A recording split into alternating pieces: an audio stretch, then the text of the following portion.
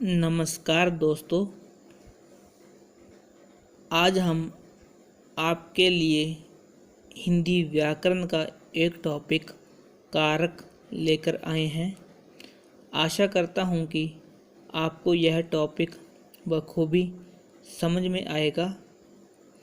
तो चलिए देखते हैं कारक क्या होता है। संज्ञा या सर्वनाम के जिस रूप से वाक्य के अन्य शब्दों के साथ उसके संबंध का बोध होता है, अर्थात संज्ञा, कोई भी संज्ञा, किसी का नाम, किसी वस्तु का नाम, स्थान का नाम, या सर्वनाम, यह, वह, मैं, हम, तुम, आप, कोई भी शब्द, इन शब्दों के साथ किसी वाक्य में कोई भी अन्य शब्द आ जाए और उनका आपस में संबंध बताया जाए तो वही कारक होता है।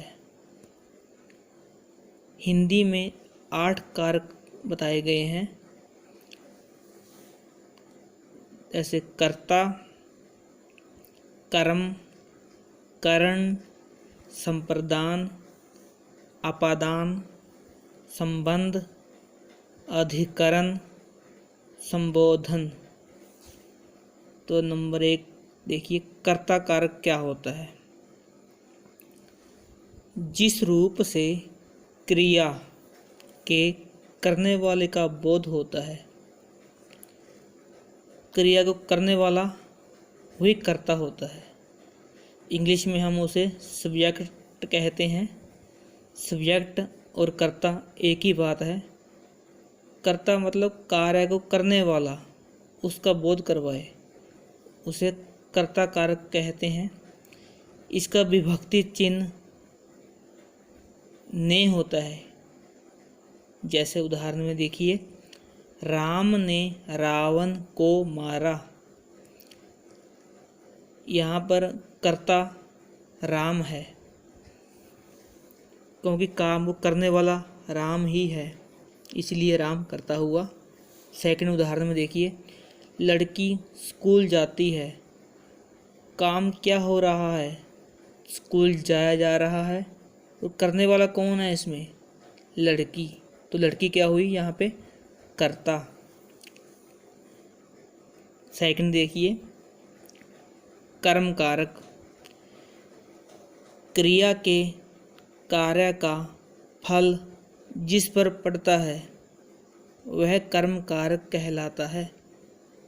इसका विभक्ति चिन्ह को है। जैसे मोहन ने सांप को मारा। सांप यहाँ पे कर्म है, क्योंकि सांप को मारा है। मोहन यहाँ पर करता है, क्योंकि काम करने वाला मोहन है। वो काम क्या कर रहा है? सांप को मारा। तो सांप यहाँ पे कर्म कारक है। सेकंड उदाहरण में देखिए, लड़की ने पत्र लिखा। लड़की यहाँ पर करता है और पत्र को लिखा। पत्र यहाँ पे कर्म कारक है। ठीक है। नंबर 3 देखिए,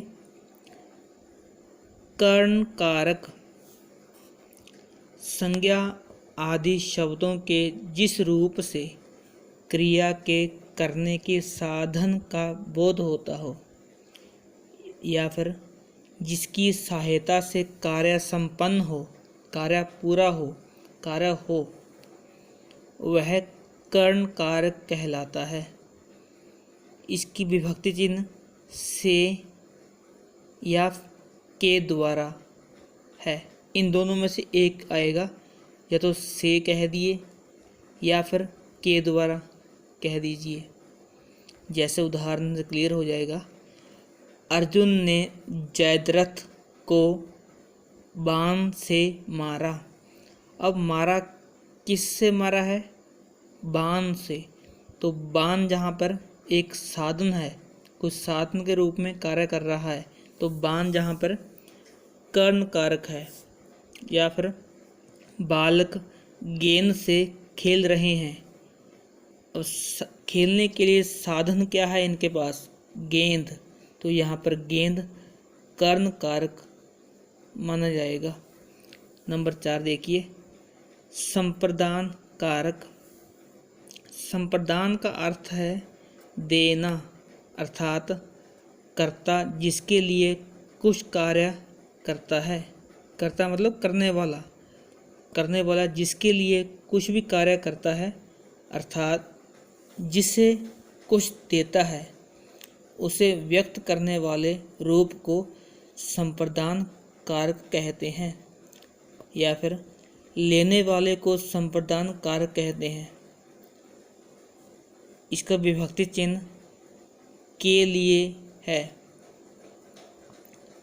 जैसे स्वास्थ्य के लिए सूर्य को नमस्कार करो। अब किसके लिए कार्य हो रहा है?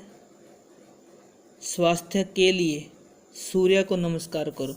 स्वास्थ्य के लिए, यहाँ पर स्वास्थ्य के लिए यहाँ चिन्ह आ गया, यह संप्रदान कारक है। या फिर सेकंड उदाहरण देखिए, गुरुजी को फल दो, देने अर्थ में भी संप्रदान कारक होता है। गुरुजी को, यहाँ पर को कर्म कारक न होकर संप्रदान कारक माना जाएगा, क्योंकि देने अर्थ में संप्रदान कारक होता है। इस बात का विशेष ध्यान रखें। यहाँ पर को शब्द से कर्म कारक की परिभाषा न मानकर देने अर्थ में संप्रदान कारक माना जाता है। नेक्स्ट देखिए 5वां, अपादान कारक। संज्ञा के जिस रूप से एक वस्तु का दूसरी वस्तु से अलग होना पाया जाए, वह अपादान कारक कहलाता है। एक वस्तु का दूसरी वस्तु से जुदाई हो, अलग हो, जैसे इसका विभक्ति चिन्ह है से, इसका विभक्ति चिन्ह से अलग होने अर्थ में है। जैसे बच्चा छत से गिर पड़ा, यहाँ पर बच्चा छत से अलग हो रहा है, अलग होने अर्थ में यहाँ पर अपादान कारक है। संगीता घोड़े से गिर पड़ी, घोड़ा और संगीता, घोड़ा से संगीता नीचे गिर रही है तो उससे अलग हो रही है, इसलिए यहाँ पर अपादान कारक है। नेक्स्ट देखिए संबंध कारक। संज्ञा के जिस रूप से किसी एक वस्तु का दूसरी वस्तु से संबंध प्रकट हो, वह संबंध कारक कहलाता है। इसका विभक्ति चिन्ह का, के, की, रा, रे, री है। इनमें से कोई भी एक आ सकता है। इसकी विभक्तियाँ संज्ञा, लिंग, वचन के अनुसार बदल जाती है। इसका विशेष ध्यान रखना। इसकी जो विभक्ति होती है, जो लिंग, संज्ञा, वचन के अनुसार बदल जाती है। जैसे यह राधे श्याम का बेटा है, यहाँ पर राधे श्याम का बेटा पुल्लिंग है, इसलिए का आ गया। अगर यहाँ पे होता यह राधे श्याम की बेटी है, तो बेटी होता तो यहाँ पर की आ जाता, इसलिए यहाँ पर बेटा लिंग के अनुसार विभक्ति में का आया है। सेकंड उदाहरण देखिए, यह कमला की गाय है, यहाँ पर गाय स्त्रीलिंग आने की वजह से यहाँ पर की आया है, इसलिए यह संबंध कारक का उदाहरण माना गया है। नंबर 7वां नंबर, अधिकरण कारक। शब्द के जिस रूप से क्रिया के आधार का बोध हो, आधार मतलब बेस, किसी चीज़ के ऊपर टिकी हुई हो, आधार हो, उसे अधिकरण कहते हैं। इसका विभक्ति चिन्ह में या पर है। जैसे भंवरा फूलों पर मंडरा रहा है, फूलों के ऊपर, फूलों पर मंडरा रहा है। कमरे में टीवी रखा है, कमरे में यहाँ पर जो चिन्ह है वो अधिकरण कारक का है। भंवरा फूलों पर मंडरा रहा है, जो भंवरा फूलों पर, जो पर और में दो शब्द है, वो सभी अधिकरण कारक को दर्शाते हैं। नंबर 8 और लास्ट, संबोधन कारक। संबोधन का मतलब किसी को बुलाना होता है, संबोधन करना। देखिए, जिससे किसी को बुलाने अथवा सचेत करने का भाव प्रकट हो उसे संबोधन कारक कहते हैं। संबोधन चिन्ह होता है एक लाइन लगाकर उसके नीचे बिंदी, ये होता है संबोधन, किसी को बुलाना हो। जैसे, अरे भैया क्यों रो रहे हो, हे गोपाल यहाँ आओ। तो इनमें चिन्ह है और वैसे ही साउंड हमने बदलनी है। जैसे एक बार फिर देखिए, अरे भैया क्यों रो रहे हो, हे गोपाल यहाँ आओ। यहाँ पे बुलाया जा रहा है, उस चिन्ह के अनुसार यहाँ पर संबोधन कारक है। तो ये था आपके लिए एक कारक टॉपिक।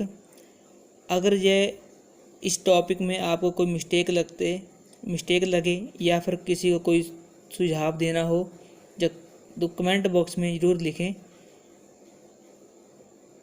बहुत ही धन्यवाद।